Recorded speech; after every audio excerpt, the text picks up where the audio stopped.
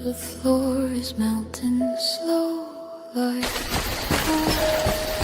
thousand whispers.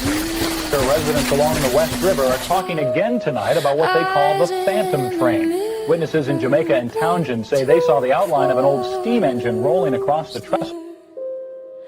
Reports of a ghostly woman at Weatherhead Hollow Bridge have some Vermonters looking over their shoulders tonight. WCAD's Atlanta Price is live in Guilford with the story. Nothing's what it seems in this fever dream. The clock's spin back.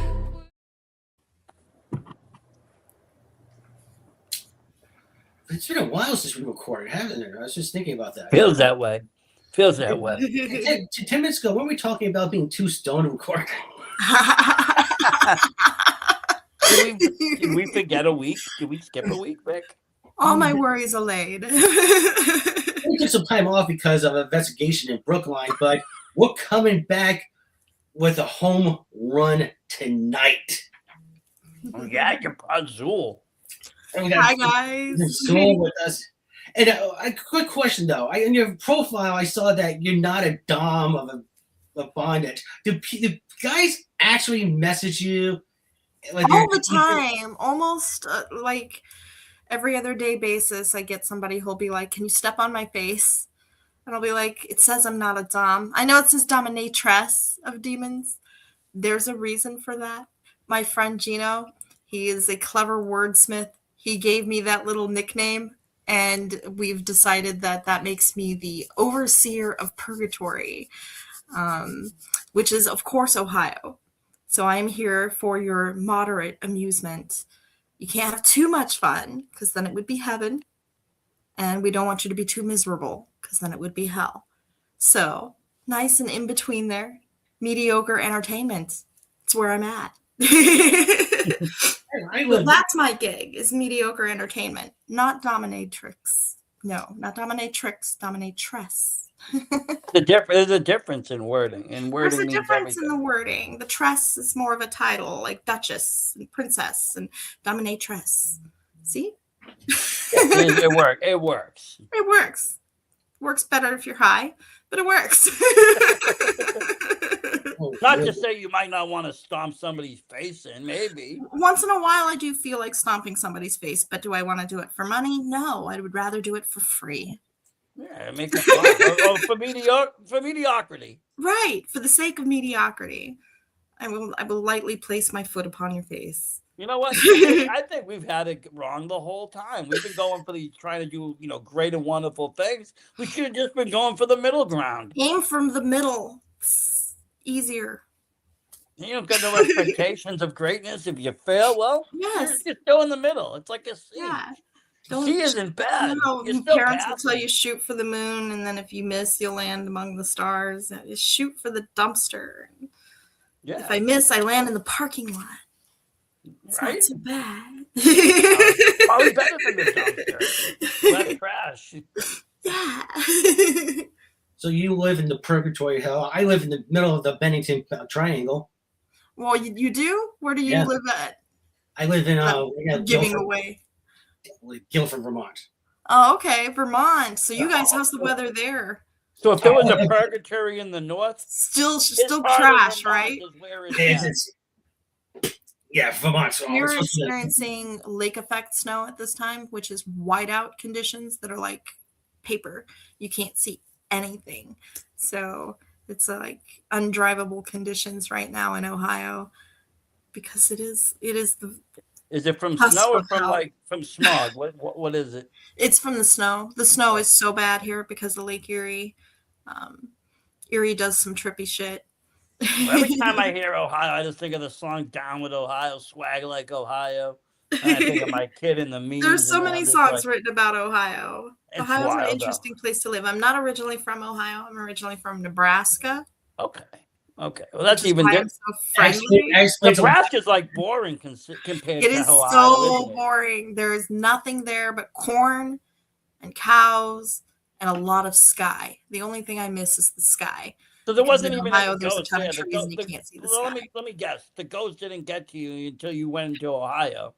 The ghosts in Ohio, I will tell you, Ohio is one of the most haunted states, one of the most haunted places in America. We have the most of the novelty haunted houses in the United States. We have over 250 haunted houses in the state of Ohio, only running a close second to California. California has like 198 or something. But Yeah, but they're a lot larger of a state than you. Yeah. And so for being as small as it is, Ohio is packed with haunted stuff.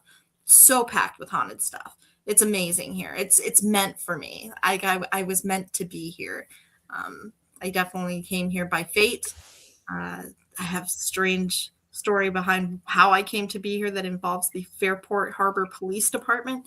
I was here for less than 24 hours and they decided I should stay. So that's how I came to live in Ohio.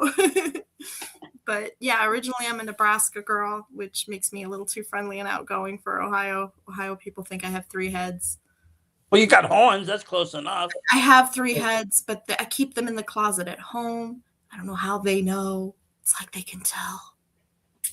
They might. They're listening. Ohio listens. The state itself and listens. Because they don't want to find out it's not exactly like 3 of your heads. It's 2 other heads. 2 other heads. You turn around, and there you are with the axe. Yeah, the last podcast she was on, Vic, the last one. So, yeah, I do have some interesting. All of my paranormal stories are all but one are Ohio-based stories. I've only had one paranormal experience in Nebraska, and that was on what they call Witch's Bridge, which is in what is the name of the park that it's in? It's a little ghost town there in Nebraska. Spirit Ranch, I think is the name of it. And it's just a ghost town out there in Nebraska. And when I was standing on the bridge with friends, we saw what looked like a car with one headlight coming toward us. And I said, well, we better get off the bridge because here comes a car. But we couldn't hear a car. We just saw one headlight coming toward us. And as it approached the bridge and got closer, and we were moving towards our car, which was parked off the bridge, it stopped. There's no other road for it to have turned down. I don't know if somebody stopped and turned off their headlight, perhaps. But we didn't hear car doors. We didn't hear anybody getting out. It just vanished. So that was a little weird. I don't know if it was really a paranormal experience.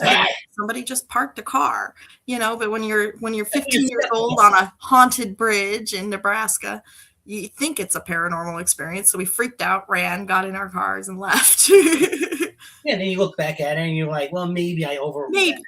I'm not sure. Yeah, but they're also homicidal killers as well. It could have been. Maybe we picked the right time to leave. Yeah, this isn't Scooby-Doo, man. I'm not going to go investigate. I'm just hoping you didn't get there and some poor guy was jumping off the bridge. Shit like that happens, I leave. That's what I'm saying. I'm hoping you guys didn't, some guy wasn't out there and you guys are out there and all of a sudden he just jumps off the bridge. If he did, he should have let us know. He should have hollered. But I do feel, though, that there is something about bridges and hauntings, because Victor's got a bridge and a haunted bridge. There's always something about these bridges. Yeah, these old bridges and these old wooden bridges and covered bridges and all these old things always seem to be haunted. Water for is some reason a vital life force that we all require in order to be alive. So I think it's a thing that connects to the spirit realm. It kind of binds it. It binds us in a way. I think that water has, dare I say, magical properties of sorts. There's something to be said about the magic of water. The water in and of itself seems so weak. Like you can punch water, and it splash around in water and it's not going to hurt you. But then when a wave comes, the strength of water is enormous. Oh, it knocks down buildings. It takes out buildings. And not to mention, changes the shape of things. It's an amazing element. If you don't drink any in a few days, you'll end up dead. An amazing element made of 3 atoms, you know, like that's crazy. You need it to live, though. You need it to Yeah. literally survive. Your body will die without it. Absolutely. And But so I I think it's believe something that everybody takes for granted because it's just when we water. talk We about don't like being bridges, wet. We don't like when we're got rain on. It's like, well, that's water too. But yeah, you don't think yeah. about And it. there's something spooky about rain. There's something that gives a vibe of spookiness when you're out in the rain. There's just, yeah. Dark, damp, everything about it, And it and it seems feels like more like, I don't know if anybody else has ever felt that way, but it feels like you're more connected to the earth when you're out in the rain and it you is. feel more of the spirit realm around you. And It feels I'm like it's I'm into a closer. lot of horror I movies, think and the a water lot of brings it closer. And I think bridges probably are a great place for hauntings because of that, because the water running beneath them no, it is does. a portal. And I was going to say, I watch a lot of horror and a lot of foreign horror at that. And, a lot of Japanese horror seem to use the symbology of water. Deep, dark water was one of them. Even in The Ring had the Yeah. symbology of water, and water always playing different roles. Most of the time in their movies, it was an evil or an almost an omen to something evil coming. But, it is, like you said, a vital part. And kind of almost a magical thing in If it's a itself. I vital mean, part let's of face life, it, I you can only can't make a imagine it's a you vital can't part of make a death too. potion. Oh yes, it is, and you can't make a potion without water. So it has to be magical. Right. Yeah. So yeah, water is definitely an amazing element that I think carries a lot of mysticism for as simple as it is. Now let me ask you: after that happened, did you ever go back out to that bridge? Did you ever Hell go into the? no. No, you were like Uh-uh. gone like the wind. Huh? No. And then most of my other paranormal experiences, I had a lot of them really I worked for a haunted house here in Madison, Ohio, which is up by Lake Erie. It's a little town towards probably about an hour and 15 minutes away from the I'm surprised you Pennsylvania guys border. even need commercial haunted houses with everything crazy over there. You And can just you know walk what? into a We rando's have house. commercial haunted houses, and we also have a lot of actual haunted locations, That's what I'm saying. Like, which I have had experience at some of those as well.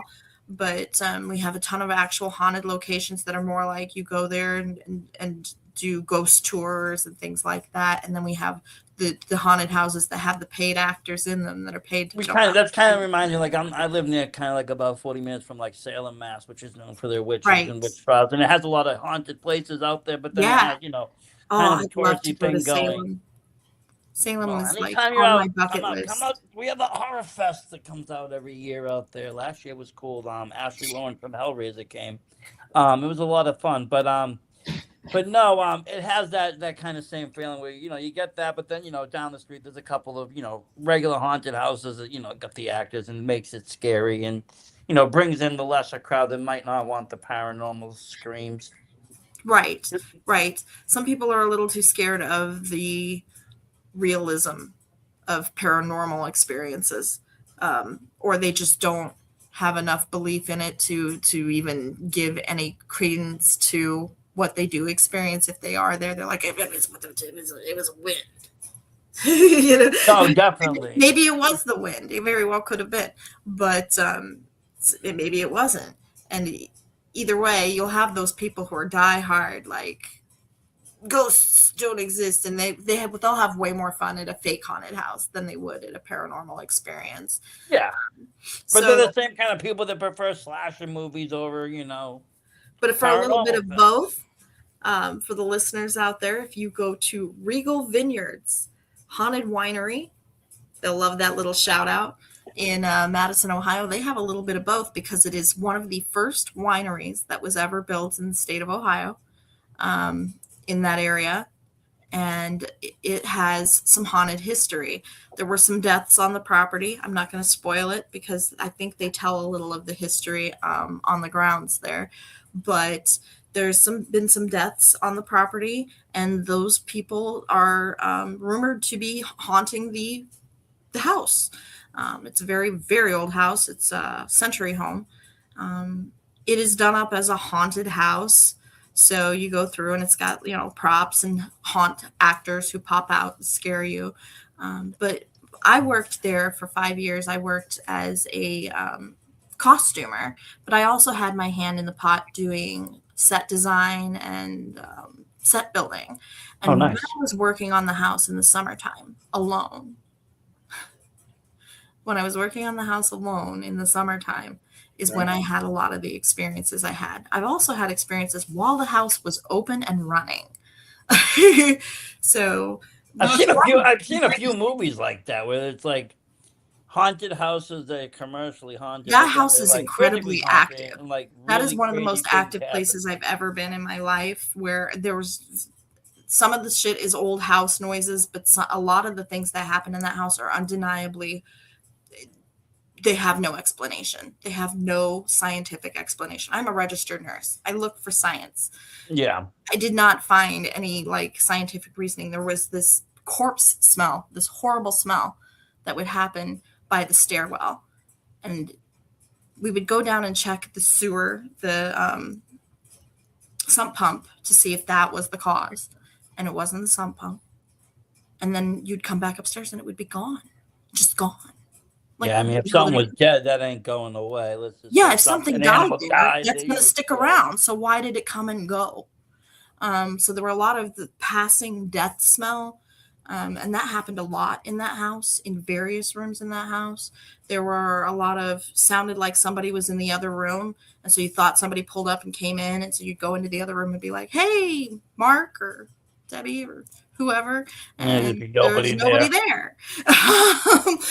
There were the finger running down your back is an experience a lot of us have had that have worked there. You're getting ready upstairs. There was the 2 bathrooms upstairs next to each other, and the bathroom to your left, if you stood in front of it for some reason, it always felt like somebody was touching your back. And I'm not the only one who experienced. I've seen so many people jump. Some of the weirder experiences I've had there, we were getting ready for performance. We're coming down the stairs. My 9-year-old daughter worked there with me. She's a very spooky girl. She was the reason I got hired there, because she's incredibly talented and spooky, and I'm just kind of a hanger-on because I'm the parent and she can't be there without me. But so we're coming down the stairs and she lifts up off the step and just flies down the stairs, just falls down the stairs to the bottom of the stairs, but she doesn't actually hit any of the steps on the way down. She just, like it was a slide. We all watched it happen. It's like defied physics for a couple of seconds. And she got up off the ground at the bottom of the stairs laughing. Like somebody, like almost like something carried her down. Like something swooped her down the stairs. Swooped her down the stairs. And she didn't, and she said, I didn't fall. She's like, I'm fine, because I ran down the stairs and was like, don't move. You just fell down the stairs. My nursing kicked in. And she goes, I didn't fall. And I go, I just watched you. And she goes, but I didn't hit any of the steps. And I go, you're kind of right. I mean, wait a minute. What just happened here? Like, right. And we all we had to get to work. We didn't have time to stand around and stand there with our mouths agape. And so we just went to work like nothing happened. And then later in I think it was the same season, we had an experience while the house was open. This was caught on camera. We have a authentic Reagan doll from the movie set. It was the prototype for the movie. And she is kept in the crib to keep her from getting touched and such. We keep her in a crib and she's wired to the crib. Okay. She came up out of the crib as guests were passing through the room. There's an actor sitting in the rocking chair next to the crib. There's a child actor on the floor pretending to be a doll or something. Guests are coming through. There's a manager who's dressed as a clown who's walking up behind them. There's a lot of witnesses. Now, to the guests, they think we rigged this. The doll rises up out of the crib. Superman's across the room, swoops down, knocks everything off the table, and swoops down underneath the crib. The guests, thinking this is rigged, are like, woo! And they scoot on through the room. The actors who know that's not rigged get on the security radio. The doll just left the crib. I shit you not. The doll just flew up out of the crib. Like, People are like, what's going on here? Like, at the same exact time that happened, we have a pregnant actress in the front room. She had cramps all of a sudden. oh, She geez. was on the security radio. I gotta go. I don't feel good. I'm having cramps. This is bad. Basement. The little girl actor who was working with her dad punched him in the face at the same time. And on the back porch, an actor's knee completely blew out. All at the exact same time. So we had to shut down the house in order to scoot around a bunch of actors because we had a bunch of injuries. And we had to send people home and all sorts of stuff, all at the same time. All at the same time, though, yeah. And we had to reset the doll in the crib and But the doll rewire didn't her actually to the crib. physically hurt. But the doll physically didn't hurt anybody. Yeah, It the was all doll these didn't weird, physically hurt anybody. The weird other everything things else going may on have been after the doll. coincidences, but they all happened at the exact same time that this doll flew up out of the crib. It was like a surge ran through the house. And as soon as we reset everything, I'm working the front door. I go to the front door. And we're getting ready to reopen the house, and I see an actress walking up the stairs in a white dress. And I say to her, hey, we're getting ready to reopen. Can you hurry up? And she looks back at me, and she nods.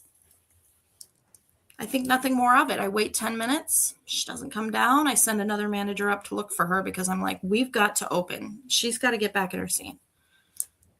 There's no one upstairs. There's no one upstairs. Gone like that car. Disappeared. Whoosh. And I didn't recognize the girl, but we get a lot of guest actors there. People who show up that we don't really know, that come for a night to play with a friend, and you know they're there for a night to give some scares. And then this one came from a very long, far, different place. Yeah, this little guest actor had to have come from somewhere else because she went back to wherever she came. I don't know. It was a weird experience. I have no explanation for where that girl went. I have no explanation for everything that happened at the same time that night in that house. Yeah, that's like weird. Like a weird paranormal surge ran through the house and then finished up with this white dressed girl. And before that, I had never seen a ghost in my life. So, and she was solid, rock solid, like a human being. I would have sworn to you that there was somebody upstairs. I went up after that manager went up there, and I looked everywhere. I looked in closets and everything, thinking somebody was fucking with me. And there was no one up there. And I'm standing at the foot of the stairs. There's only one way down. She never came down. So where the fuck did she go? Out a window? Yeah, it's like, Second no. floor? Yeah, it's so yeah. And again, if a kid went missing, let's presumably say a kid came in to do whatever and went missing and climbed out a window. Well, but I would have seen someone climbing out of the second story. But any which window way, too. the kid has to belong to somebody. So parents would come and say, "Hey, my kid came here for the night. We're missing a child. The child's missing." We never saw a girl in the white dress again. No. So I don't know what that was. That was weird. That's what that was. If he was a little older, I would say maybe it was like little Lorena or something. But young kid could be anybody. So it wasn't a young kid. It was like a young lady, like a between 15 to 25 range. She looked like a young girl, but not like a little girl. It was a full-grown lady. I don't know if it was the matron of the house who died there. I don't know. But did she have like any accent or any kind of old English? She didn't say anything. She nodded. She just nodded. She just so you went, didn't hear it. So you didn't hear any. Yeah, because I said to her, "Hurry up! We're opening up and like now. So hurry up because you're holding up the show." And she nodded. And then she went back to where she came. And then she hurried up. For you, she hurried up and left. She wanted to go back. No, we just recently did an investigation in a Brookline residence that I believe in paranormal surges. Versace will because I'm getting all this information, and I'm going to Versace like, oh, you know how guys, oh shit, man, that's just happening on. We with the EMP meters, because it was just supposed to be, it was a former residence of mine. I figured that, hey, before I move out, I'm just gonna do a guys on the cameras for my paranormal stuff. I'm gonna test them out here. What better place? Yeah, because you are in that triangle, so there's a lot of paranormal activity like all around. It's like hundreds of hot spots. So and then when I was testing out, the EMPs were going off, and I was like, "What the hell you mean EMP going?" And so you'd walk through, and then it'll go off. You take a more steps, it'll go off, and you just go backwards slowly. Because if it's a wire or something like that, it'll just go off again. You're like, okay, there's a hot spot somewhere. Right. Yeah. Didn't go off again. There was several toys have gone off by themselves. Oh yeah. Yeah, I've had those experiences a lot in that, especially at Regal Vineyards. There were toys, of course. We had a doll room, and in that room were toys, and if any of those toys had batteries in them, we took the batteries out of them, but they still went off. So I mean, Chucky didn't have any batteries. That place, there were a ton of little paranormal experiences, things that you can't explain, toys going off, things like that. But that was the big one. That was the big paranormal. There was no denying that something is amiss and amuck that night. I've had my car keys go missing. Did the lady deliver her baby okay? Was the baby fine? She went to the hospital, and before, as soon as she left the property, the cramps stopped. Oh wow! So the pregnant lady was fine. So again, it was he blew out his knee. He blew out his knee. It affected that. It affected that location specifically. Yeah. Yeah. For just a moment in time, and then it was done. But yeah, it was like a surge had opened up. I don't know if somebody pissed off the spirit realm. I don't know what happened, but something happened, and it just surged through the house like a wave, and it was crazy. I've never had that kind of experience since or before that. I've had a lot of really weird little things happen there. Like I said, my car keys went missing once, and we found them in hours later because we tore that place apart looking everywhere I had been. And we found them hours later in the bottom of a bin in a room that I had not even gone in. So unless somebody stole my car keys and hid them for funsies and then left me abandoned there until 2 a.m. searching for my car keys,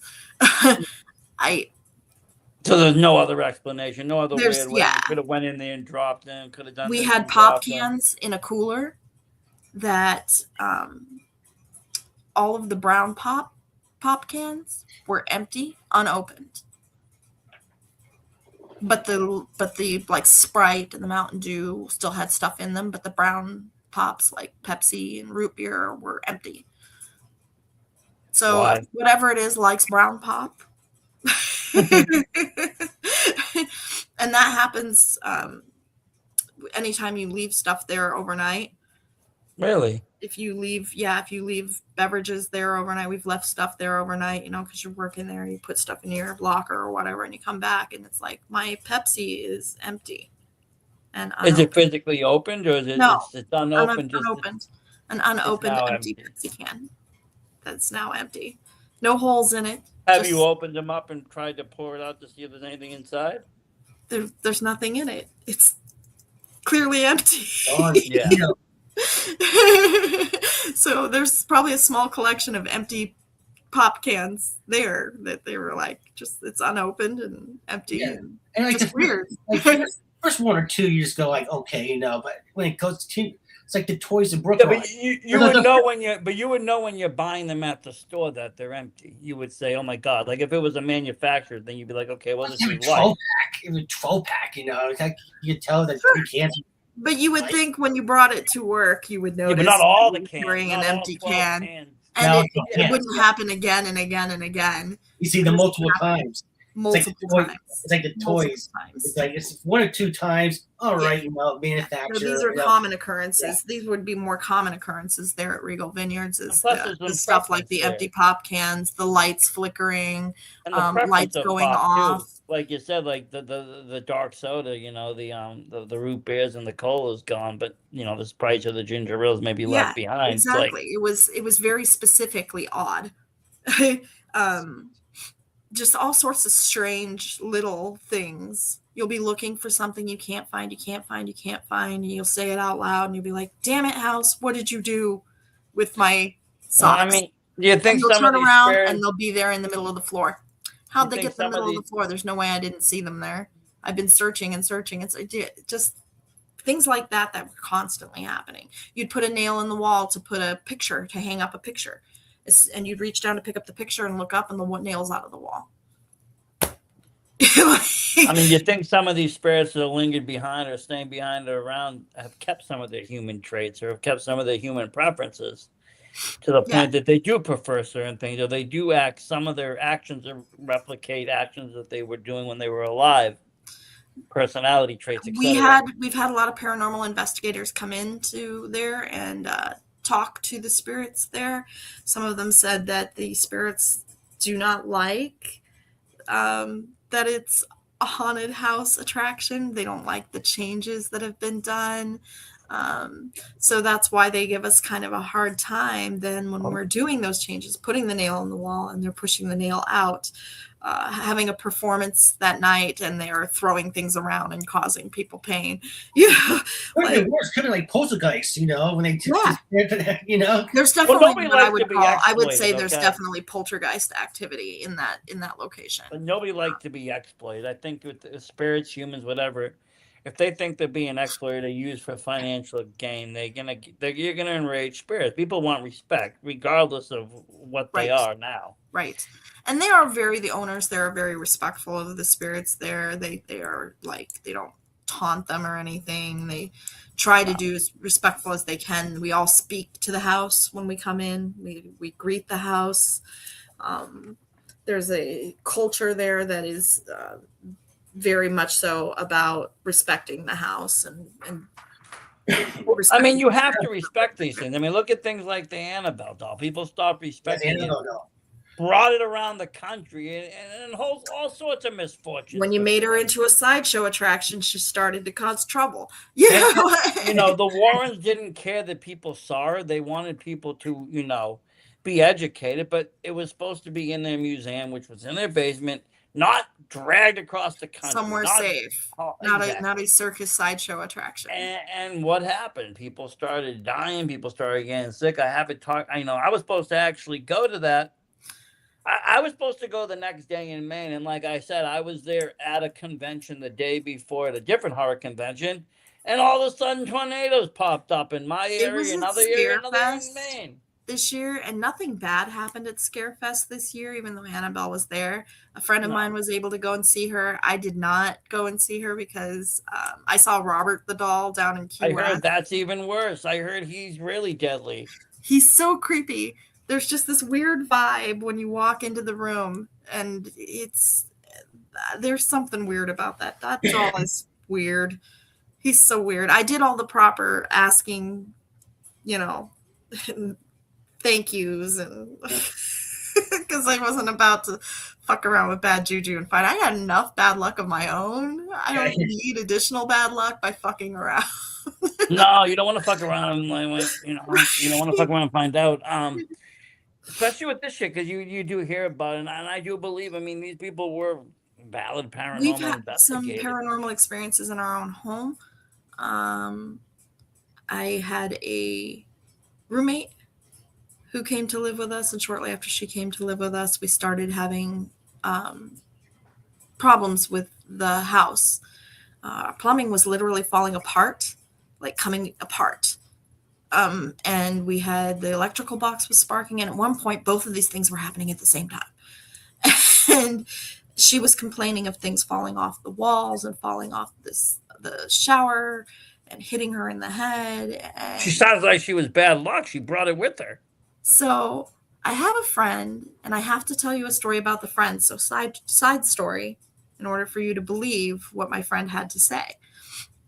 When my mother passed away, this friend, I called her because you know how you can feel the presence of your loved ones when they pass away? I couldn't feel my mother. And my mother was a staunch atheist. And so it worried me. I'm like, well, maybe because she's such a staunch atheist, she isn't around. Maybe she's gone. Maybe she's really just gone. So I called my friend who's a bit of a, she's touched. She doesn't like to brag about it, so I won't disclose her name. She's very quiet about it. She keeps to herself about it. But I said, I can't feel mom and I don't know where she is. And she goes, well, Danny, I'm at work right now and I can't help you. And then she goes, wait. So I'm getting yelled at. She wants to know why you're smoking in her jean jacket, her denim jacket. I'm on the phone, on a phone call, not a video call, a phone call. There's no way this girl knows that that's exactly what I'm doing. Smoking a cigarette in my dead mother's denim jacket. There's no way she could have known that. No, there's no fucking way. No. So the fact that she knew that, and then the rest of what she had to tell me in that conversation, there's no denying this girl is touched. She can see things we can't see. She can contact things that we can't contact. So when she came over to my house to visit after this roommate had moved in, she comes up to me and she goes, your friend has a sticky little demon. It's a sticky little black guy. He's like 3 foot tall. And he's running around your house, literally sticking to things and pulling them apart. And you've got to get rid of this thing. So she gave me this list of things to do. Sage the house daily, iron nails above the door frames, prayers, things like that I had to do in order to contain this thing. So didn't this other lady notice though? She had no idea she had a demon. She didn't.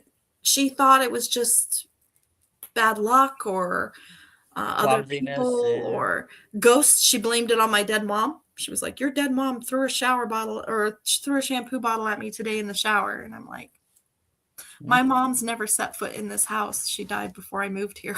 So I don't think your mom's haunting you. It's really unlikely that she's haunting me or that she's here, other than in spirit, like dead people. Yeah, I mean, but had it been, I guess, the house she grew up in, or the house she was living in, or the house she died in, maybe it'd make more sense. Like you can sense your dead loved one's presence. I think that the spirit realm is too complex for us to understand where we are. It doesn't work like our realm does. Because they're not embodied. They're not encumbered with being in one place at a time. They can probably likely be in multiple, they can be with you in spirit, as we say, and be haunting the location that they loved most when they were living, or that they spent the most time in, or that their tragedy happened at, or whatever it might be. I feel like time and place and changes. All of that is not applicable. None of the laws of physics that apply here. It's a different dimension. It's a different apply there. Spirit realm is a different realm. And a realm, like you said, they don't abide by the same laws as us. Exactly. So you got to think outside the box when you think of these things. Right. But it's weird that the lady has such a specific vision, like it's almost she could physically see the demon. Exactly, running around where others are, blind to this. And she was terrified of this thing. She was like, I gotta go, and you gotta get rid of this thing. And she says it's a lower level thing, but you don't want it around. It's gonna wreck your life. And we've had some weird paranormal experiences of our own. See, Vic, all you needed was a good friend to say that, you got a little 3-foot demon. During that time, I knew you were going to go back to that. I knew you were going to say something in a second. Well, Vic had a demon. People cursed a demon on Vic, and all of a sudden, shit went sour. It's weird because when you're experiencing it, you feel like you're going crazy, and you don't want to tell anybody. It's almost embarrassing because you don't want to be seen as a lunatic. Yep. But you got horns on. I don't really think you give a fuck, honestly.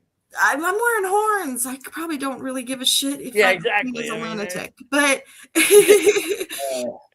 but I you know, I will say that I sought scientific reason, logic before the friend came over and said, I thought I live in a trailer, so I assumed, you know, trailers fall apart. Old things, But shitty all at plumbing. once, Yeah, that's and weird. Again, all the things happening, you know, had the and lady in just such had weird ways that labor. didn't make any damn sense. Yeah, Didn't like make all any the damn people sense.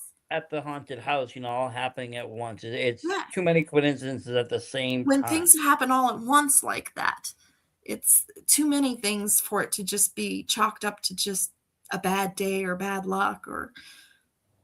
So I guess that you were you were able to get rid of the sticky demon. Oh yeah, I had to do some things to get rid of it, but you know, it's all is good now. So That's good. Does the roommate feel better? The roommate moved out. So I'm curious, did she have reports of things prior to moving in? She did, and she had reports of things after moving out. So most likely it just reattached herself to her. She never went through. She didn't believe my friend. She thought that it's a bunch of hocus pocus bullshit. So she didn't do any of the things. And she also said even if it is true, it's belongs to her, so it's hers and she's keeping it. But so that's not. I was like, okay, you know, to each their own. I don't want my plumbing falling apart. She's not a dominatress of the demons, though. I mean, how can she? You know, I mean, if she was a dominatress of the demons, I'd say keep the thing. You know, make it work for you. But make it work for you. I call myself dominatress of demons, but when there was a demon in my house, I was not dominating that thing. That thing was dominating me, and I was like, "You got to go. You got to go." I mean, you end up dominating at the end. I mean, yeah, but I don't have a sticky or demon. Sticky demon. Terrible. And you know, I'm a little shy to come out with that story because just like you not wanting to come out with your little demon story, you feel like people are going to look at you like you're crazy. And well, they will. I mean, I think honestly with any paranormal, maybe I am, except I wasn't the only one experiencing this. There were 5 other people living in my house who were all experiencing this as well.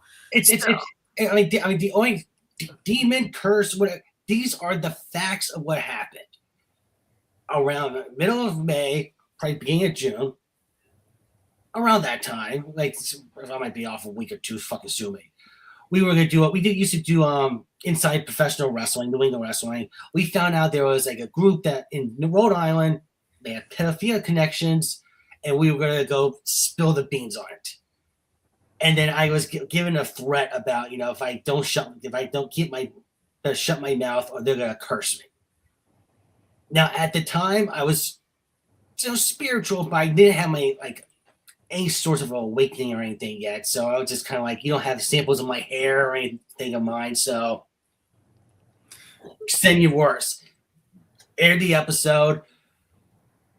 That was mid-June. That was end of May, beginning of June. Then all of a sudden, beginning of September, my ex-wife, no spoiler alert, said that she had some trauma that she was working out with her therapist. Middle of September, it was all about let's have an open relationship, an open marriage, which I considered, but we had 2 kids. I'm like, the kids are it's gonna get too messy. Kids will get caught in the crossfire. Yeah, especially if the kids are young. No. If they're older, you can explain it, but when they're young, that's complicated. If Versace would tell you, I could be a man whore. I have no problems with that. But, I'm polyamorous, so I can totally understand. And I know a lot of polyamorous families that do quite fine raising children. But you do have to handle it a certain way, and when they're really young, you have to. But not for nothing, Vic. I mean, and to get deeper into this, and not to expose it, but I mean, you got your daughter who's got autism, which is hard enough dealing with that aspect. I have an autistic child too, so I understand. Yeah, I mean, just dealing with that was hard enough, and so I mean, all of that considering, it's like very complicated. To explain that, and probably not the priority at the moment. Not in his mind, right? No. Right. So it's more of a escalated. Things just kept getting worse. And things there was were other getting worse. Besides your life, Vic, think about your podcasts and shows. Like channels were getting removed, things were getting taken down, people were freaking fighting. I mean, middle of September was the operation. At the beginning of October, she told me she cheated on me. Beginning of this, from what I understand, it was beginning of December. She started telling people that she was going to divorce me. Yeah. Meanwhile, she was buying me a $600 puppy for Christmas. No, explain that one. But anyways, I can. explain that one. But and then January 15th, she filed, and Valentine's Day weekend got the papers. I'm so sorry. But it was just like the time frame, the timeline of everything. It's just tumbled down, and we were happy before. I mean, but it just. Like I said, if I had right after somebody said they were cursing, yeah. If I had a bet on everything, knowing everything I know, knowing what y'all been through, knowing everything, I would have lost a lot of money saying you guys were gonna get divorced. So did you do something to shake the curse? Did you buy an obsidian stone or sage your house or because of in the midst of defeat, I look at the victory. And the victory is I became so more spiritually enlightened, more spiritually awakened. I mean, very true. Now he just eats children and worships Moloch. He doesn't bother with anybody else. He's totally done a 360 on his belief system. No, honestly, I think that the curse went to him, but I don't think it was bound to him. I think it was bound to the house in which he was staying. And this presents a different issue because, first of all, I know I had conversation with the people that were performing, saying they were going to curse, and they were talking one night because they had come over and they were talking about the demon they were going to use. And the demon that they were talking about was kind of similar to like the sticky black demon. Like it wasn't something that was meant to kill him. It wasn't going to be like Robert the Doll or something to kill him. Right. It was something just to cause mischief and chaos in his life. Mischief and chaos. Yeah, but just enough mischief and chaos to cost you a fuck ton of money and to and that's what it does exactly. You know, at risk. Because we had like a sparking electrical box at one point, and I was like, well, you had. I mean, I was just thinking you had electrical and water together at the same point. Two things you don't want mixed. Yeah. At the same time, the pipes underneath the house had come apart and were spilling water, and we had the electrical box sparking at the same time. And I was like, I don't even know which one to deal with first. Like, it's crazy. And every time we fixed something else would break. That was the problem. And we would fix it, and then something else would break. And we fix it, and something else would break. And we'd fix it, and something else would break. And it was just this continuous, and it was daily. It wasn't. Yeah, that's when it gets to be like, okay, some things are gonna go. This is like, something crazy is happening here. But and if I hadn't experienced it myself, I really would. If somebody else were telling me this, I also would think they're crazy. But experienced it firsthand, and it was wild. And also, you have a feeling. It's like you have just a feeling in your chest that this is not right. I mean, something's wrong. Like something's real wrong, and you don't feel alone. You feel the presence of something. Yeah. The ominous presence of something. Yeah, it might not be like sometimes you know how you can feel like somebody watching you can feel a human presence. Yeah. It's different though. It's sometimes it's not always a human presence, just a presence, a spirit, something. Like could just for be example, a feeling. I say you never felt alone. Like I know I said I lived with a bunch of people, so a bunch of people were experiencing this, but you're supposed to feel alone in the shower.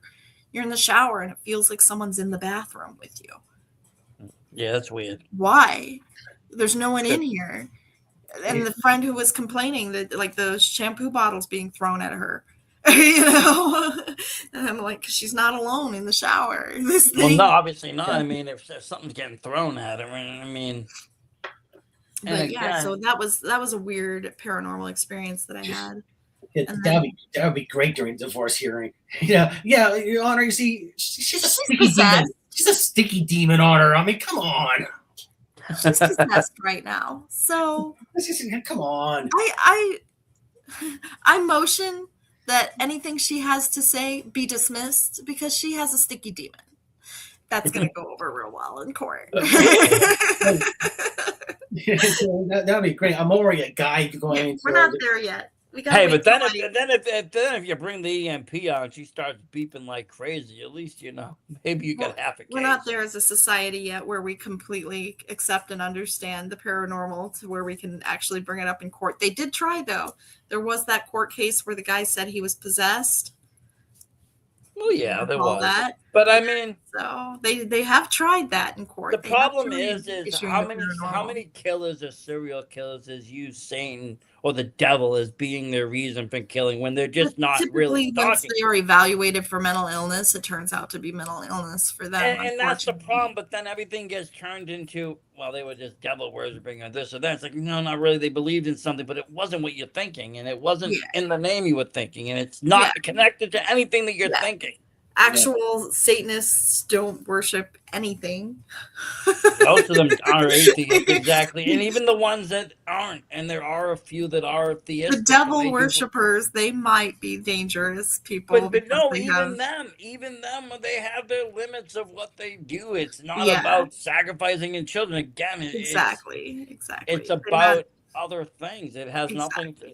And everybody has a right to their own beliefs. That's what our nation was built on: is the right to freedom. Well, I mean, I've dived deep to choose your own belief system.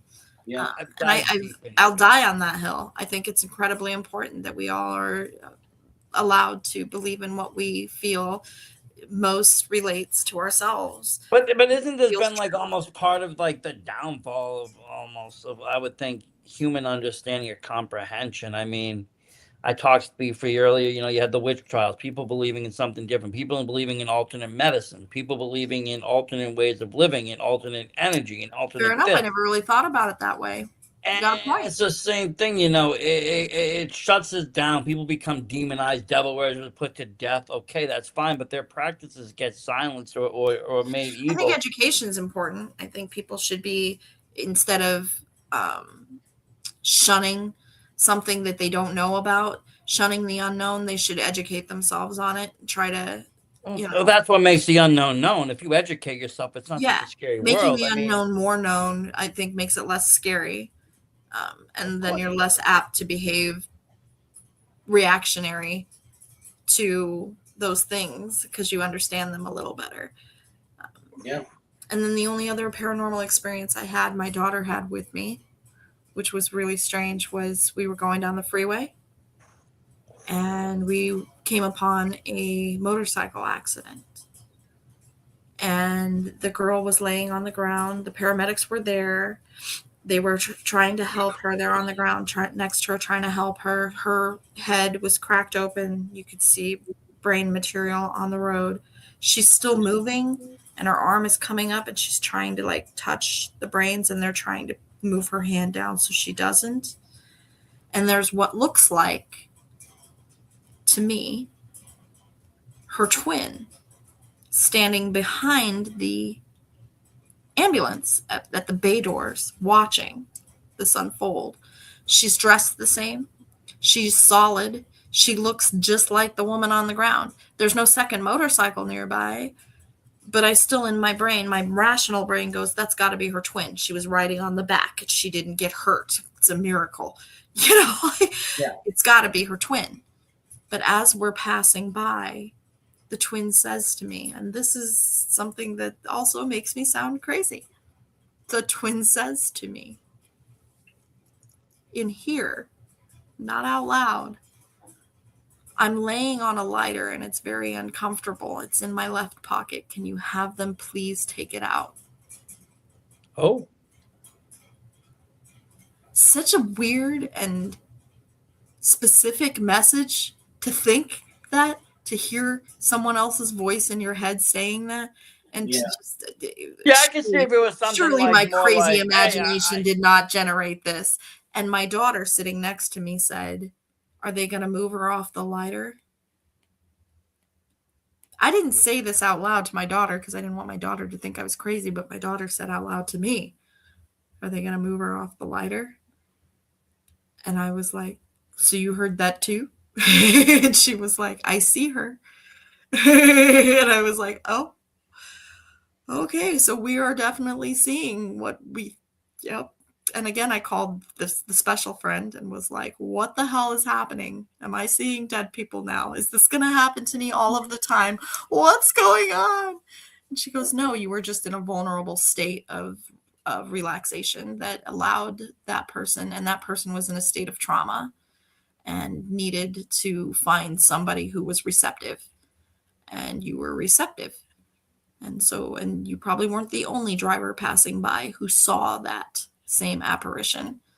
But yeah, she was dying and she's gone now, unfortunately. So, yeah, that was so apparently. and again, a shared experience. The fact that you hadn't even talked to your daughter about it, and she's already I experienced. hadn't even said anything about it yet, and that's what makes she it said like, to oh me, God, okay. yeah, and to this day we still talk about it, and I'm like, she still remembers it the same way as being, she saw the lady behind the ambulance standing there who looked just like the lady on the ground. So it was and like I said, this being so specific, you would think, someone's gonna, let's say, fabricate a story or say a story or say something. They would at least be like, yeah, I crashed, or they would say something about being dead, or I'm dead, or I'm in. I figured she would, if you were making it up, she would surely have said something about my brains, or something. Yeah. But instead, she was more concerned about the discomfort of the lighter in her pocket. Why the hell would I know about a lighter in her pocket? Part of me wanted to stop the car and run over there and be like, "Will you check that lady's pocket for a lighter?" Because I'm experiencing some weird shit right now. That would have been wild. I would say they'd probably look at you like you had two heads, but make room in the ambulance. This one needs a straight jacket. If they pulled out a lighter, it'd be even spookier. Right.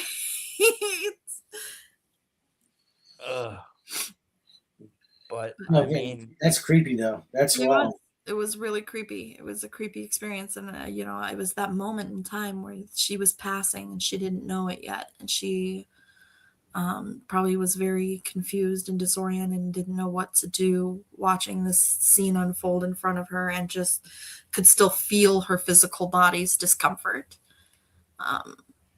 and was, it was a very tragic thing to have witnessed.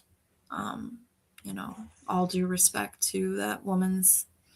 Well, yeah, I mean, even just the scene of her on the ground with her brain, pretty traumatic. So part of me, my psychiatric background in nursing wanted to say it was because of the trauma of seeing somebody in that condition that your brain couldn't quite compute what it was seeing and made some shit up. But the fact that my daughter was sitting next to me and said and saw the same thing without prompt.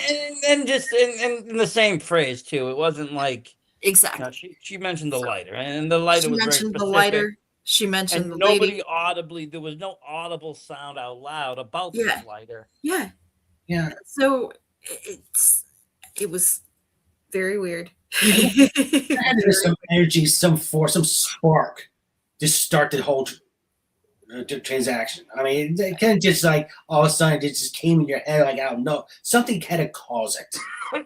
Well, when you passed the lady sees you, and I think that I made eye contact with the lady. And I think when you made the eye contact, it was kind of like, if you've ever seen Beetlejuice, I know it's a cinematic movie, but at one point, what's her name there?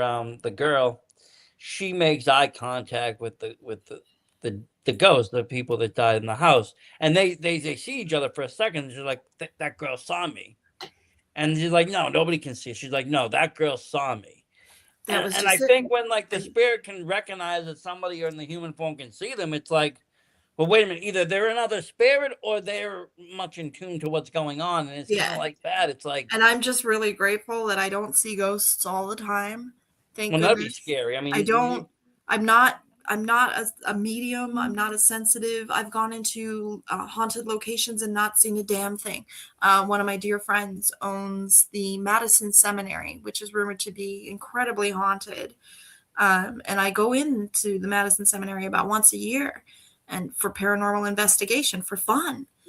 And I have yet to have had a real, truly intense paranormal experience there that is undeniable. I've had, it's a spooky place and you hear weird noises and things, but they're always the ones you could rationalize as being the wind, or an old building settling, or they're just not quite intense enough for you to be like, that was definitely something paranormal.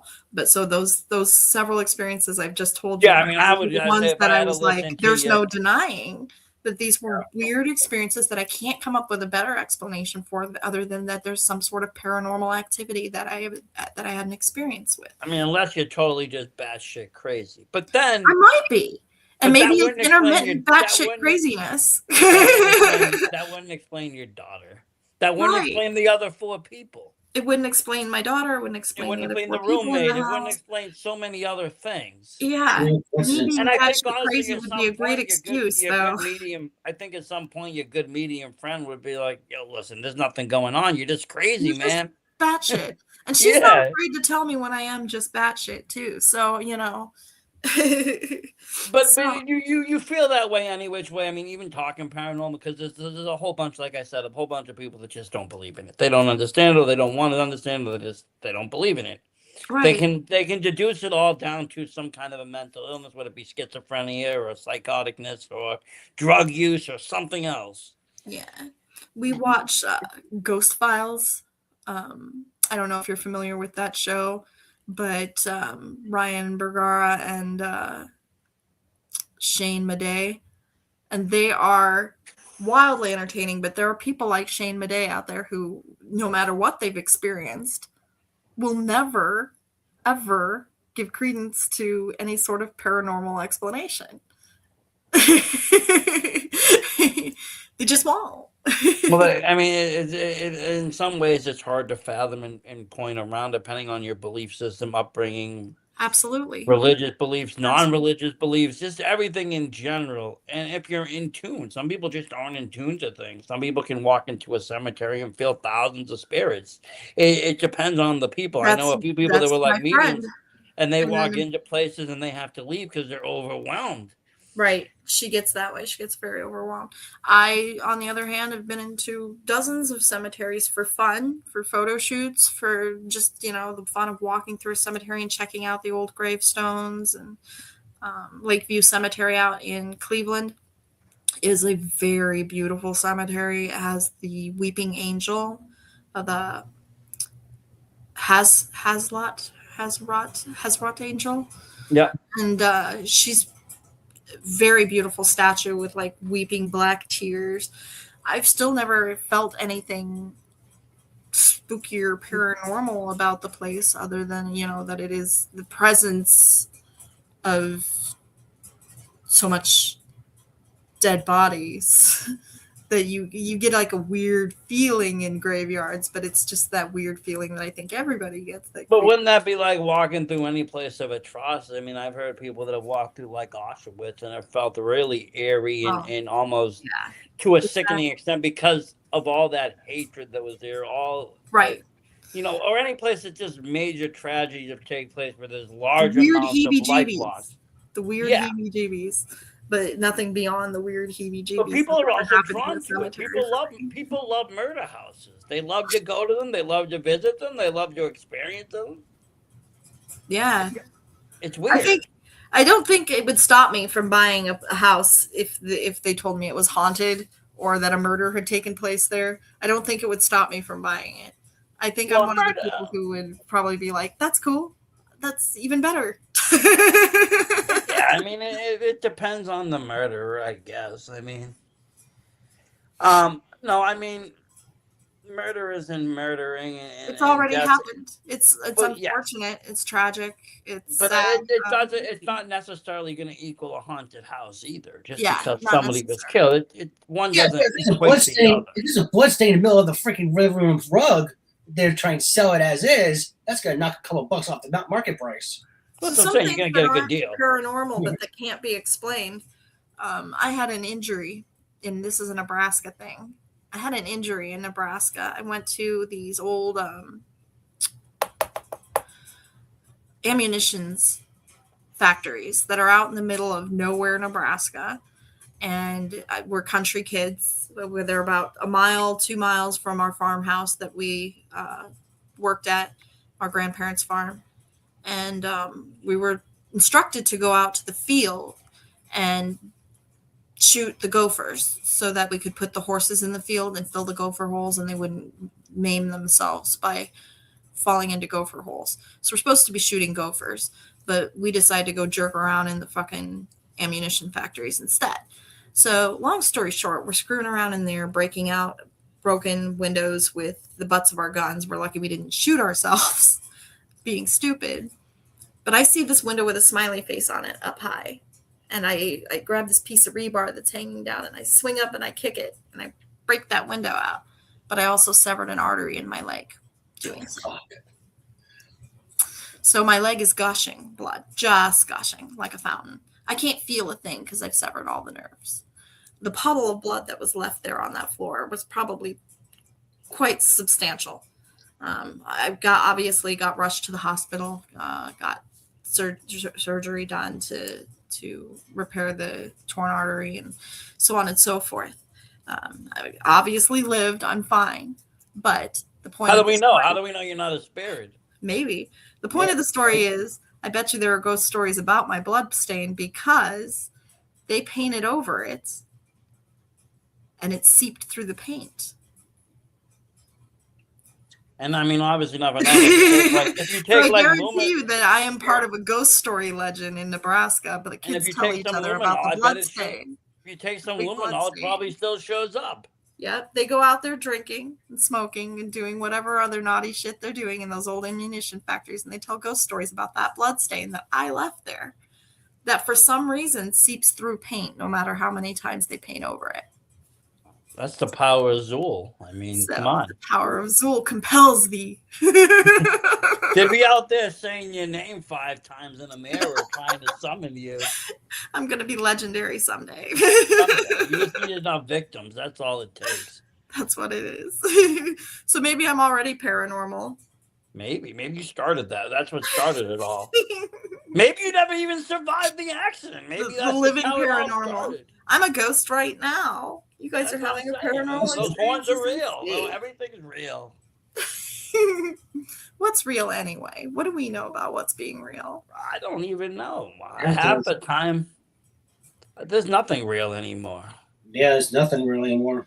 Yeah, everything's quite wild out there. The Wild West. You just go out there and everything is just whatever it is. Pretty much is like the Wild West these days. It is. It's gotten kind of mad out there. The world's gone mad. So who's to say that half of us aren't walking ghosts? I mean, Maybe the world did end in It did. 2012. No, it ended in 2000 when the great computer flip happened. Or it ended in 2012, and we're just experiencing what it's like to be living ghosts. Most likely. For all we know, we're the ones doing the haunting right now. Most likely. Do you think ghosts know they're ghosts? Depends. Like, I don't think the lady you saw on the road knew yet, but I think other people, other spirits do. It depends. Do you think there's an awareness? Or do you think they're just existing like we are? I think it we're depends. self-aware. I think it depends on how they went. I mean, if somebody went in their sleep, then maybe they wake up and don't know. But if someone was brutally murdered, I think they realize that their life is coming to an end. I totally realize that they can wake up and they don't know that they're dead when they die. According to the friend, my mother's explanation as to why I couldn't feel her was because she was an atheist, she didn't believe in the afterlife. So when she woke up by surprise in the afterlife, She didn't know what to think of it, and she was in quite the shock. So her relatives that came to greet her were trying to settle her in slowly to being dead. For her, it had been hours. For us, it had been days. And so that was kind of how my friend put it to me, was the explanation of why I couldn't feel my mother for days was because for her, it had only been like hours. She had only just realized that she's dead. She had only just realized that there is an afterlife. She's only just coming to terms with these things. And if she came to me right now with the knowledge that she's gaining, she would blow my mind and I would be insane.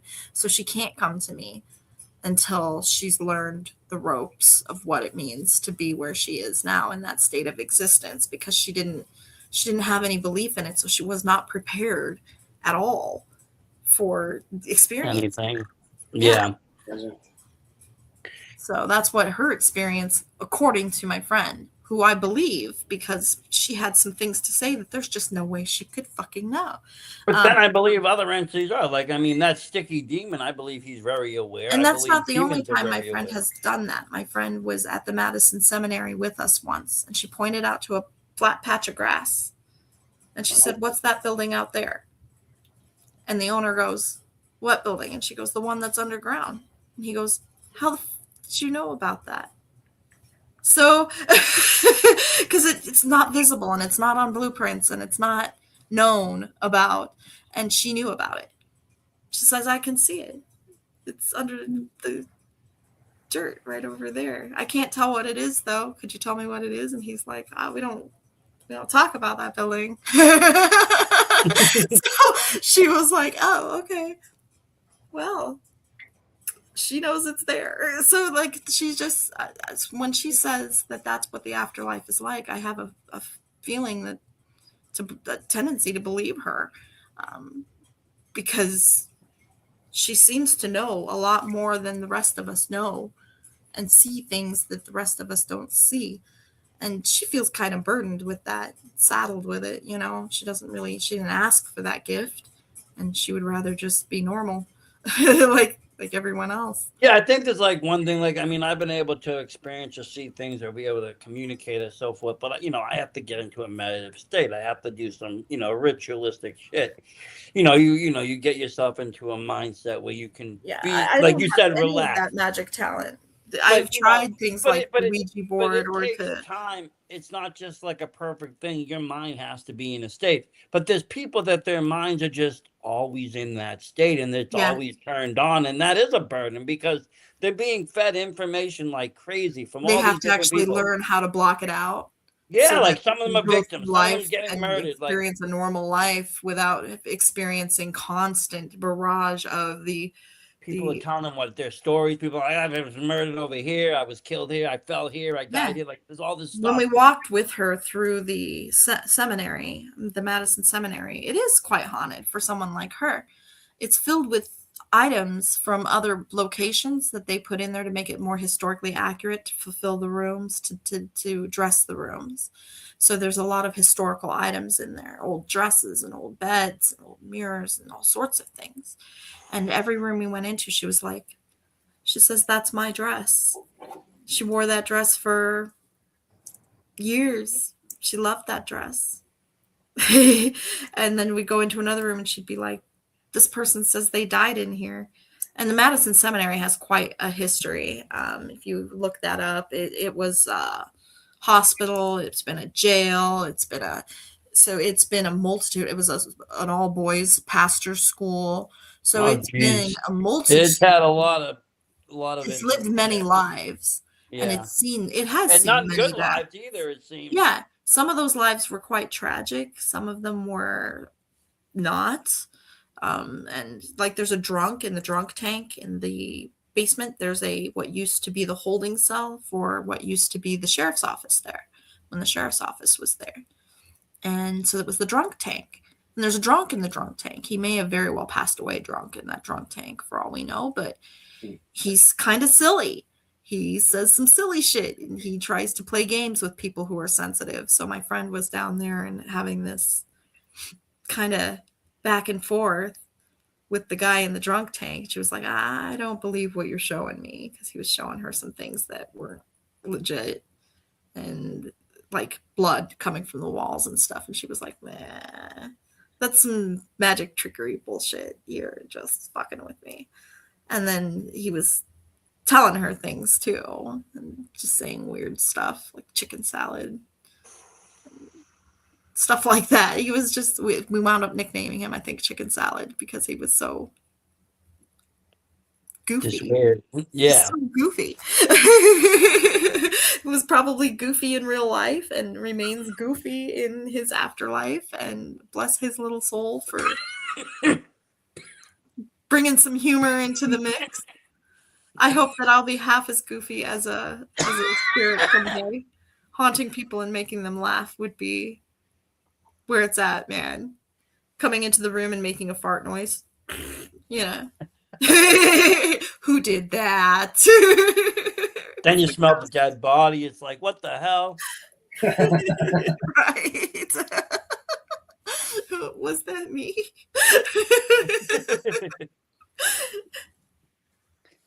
But I mean, that's the thing. I think, you do. It's like for every bad or horrible, thing you hear, that's what makes the headlines, right? Like the Conjuring movies and these possessions and this and that. That's what makes the headlines. But that's not the whole story. For everything like that, there's legitimate people that have met, and I've talked to a lot of people that have met very kind spirits, or people that have gained them great insight, or historical people, or people that done this or that, or people like you just said, somebody in a drunk tank, or people who were just, making jokes, or whatever it was. Just normal people, normal spirits. And for every, there's probably more of that than there are actually evil spirits or spirits out to get you. Absolutely.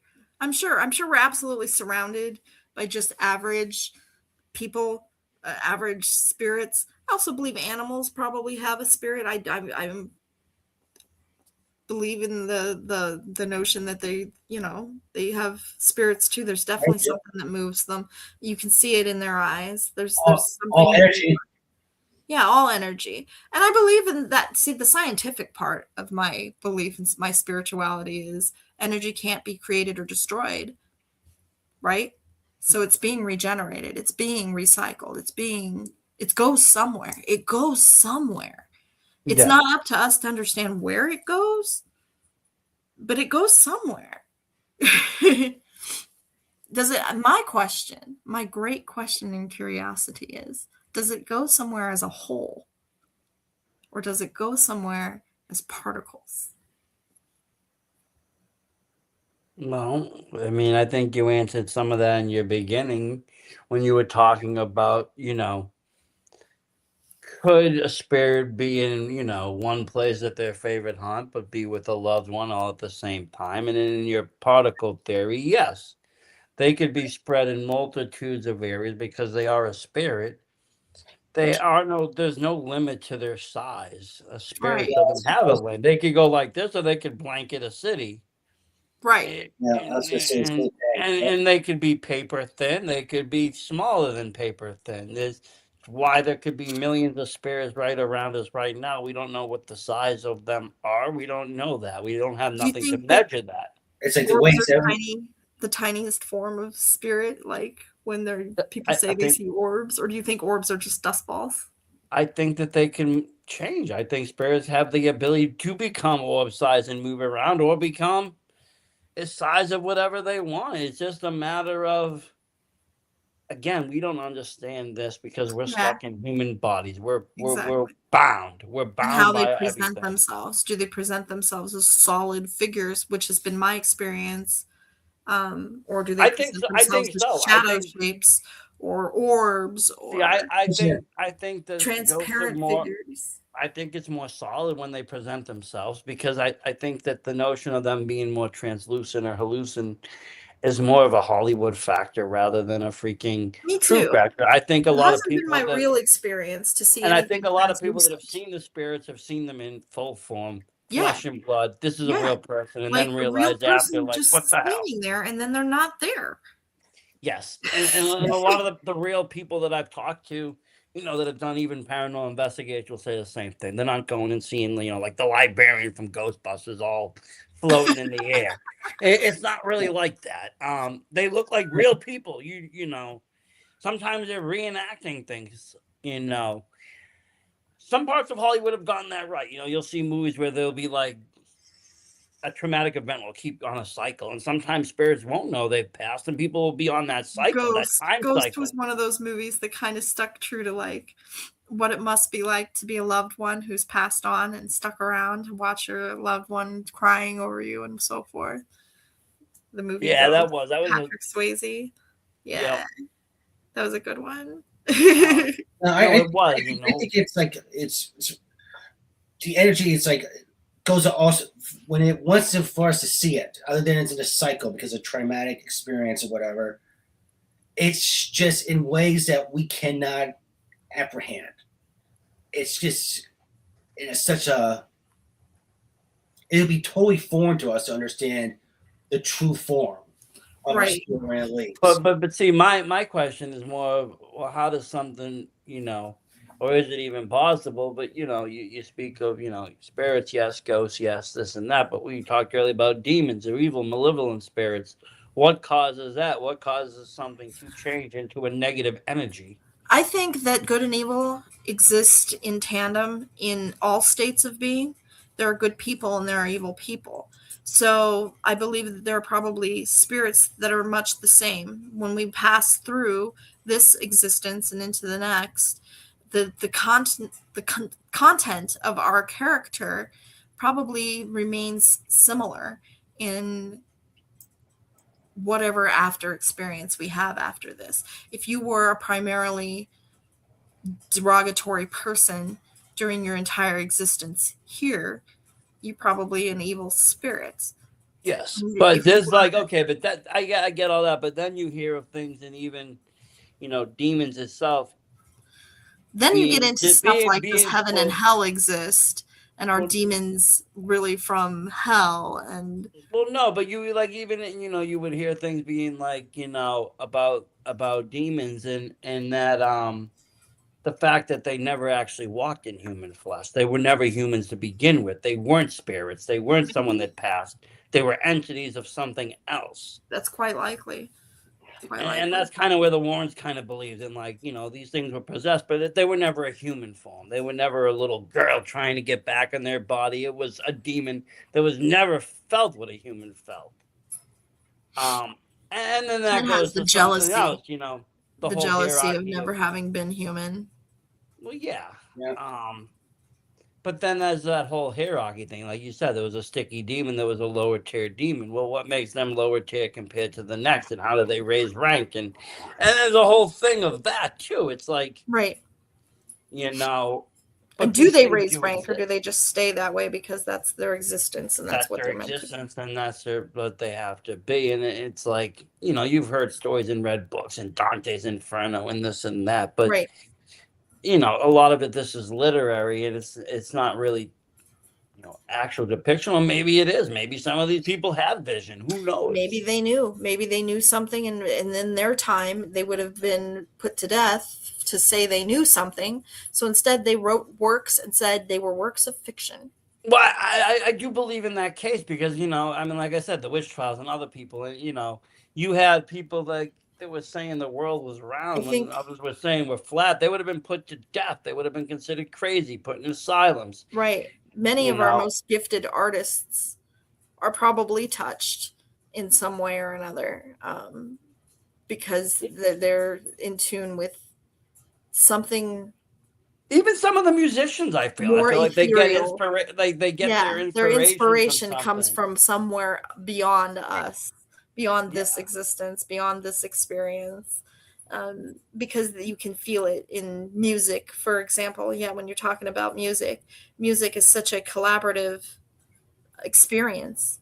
It's so many different things combined together to make real music that, like.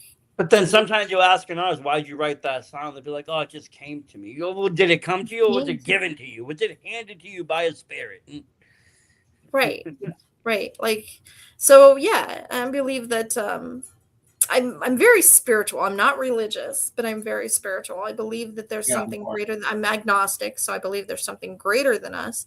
There's always something greater than something else. There's also something greater than something that's greater than us.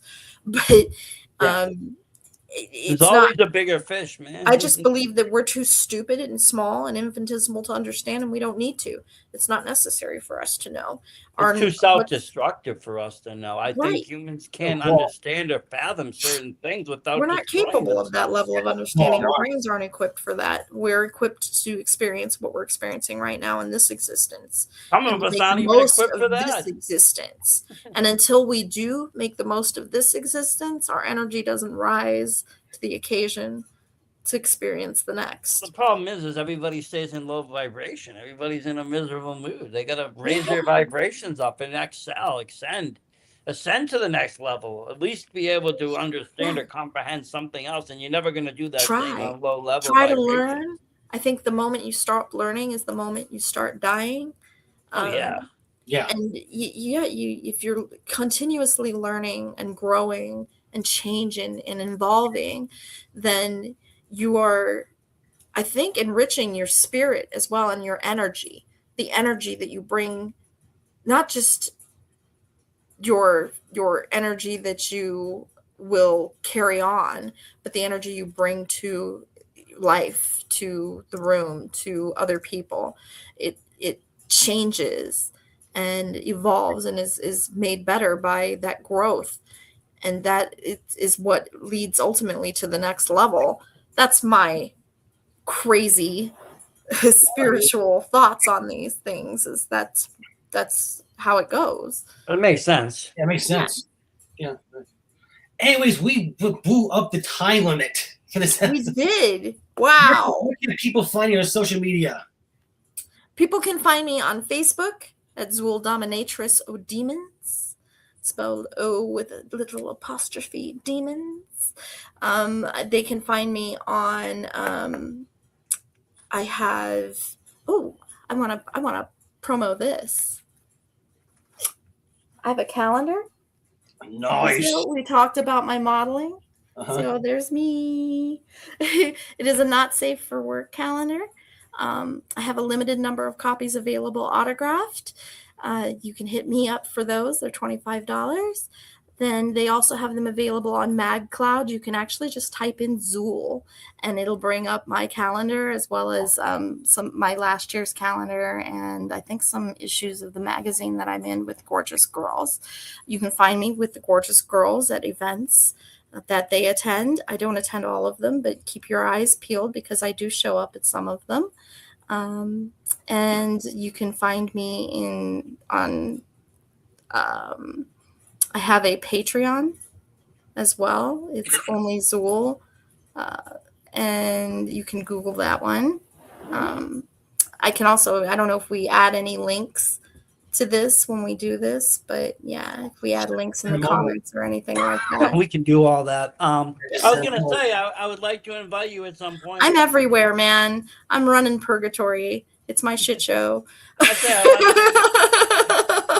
had Victor set it up because he was the one that met you, but I'd like to invite you at some time to come on my horror night show. Absolutely. Pick your brain on cinematic horror, Absolutely. Would love to. Fan of horror. Yes. Then we can talk horror movies because that's my second favorite thing in the world too. Is and horror I'll be honest, movies. I have a really deep love for horror movies. I've gone to the point though, a lot of them are just at this point. I love the extreme. classic more. I love the classic, but I'm now into like this extreme horror, French extreme horror, martyrs. Oh, kinds of things. I love slashers. I love some of the newer stuff too because But then I'm a sucker for an Italian giallo. I can talk. I'm about not it a big fan of remakes. Remakes make me a little mad.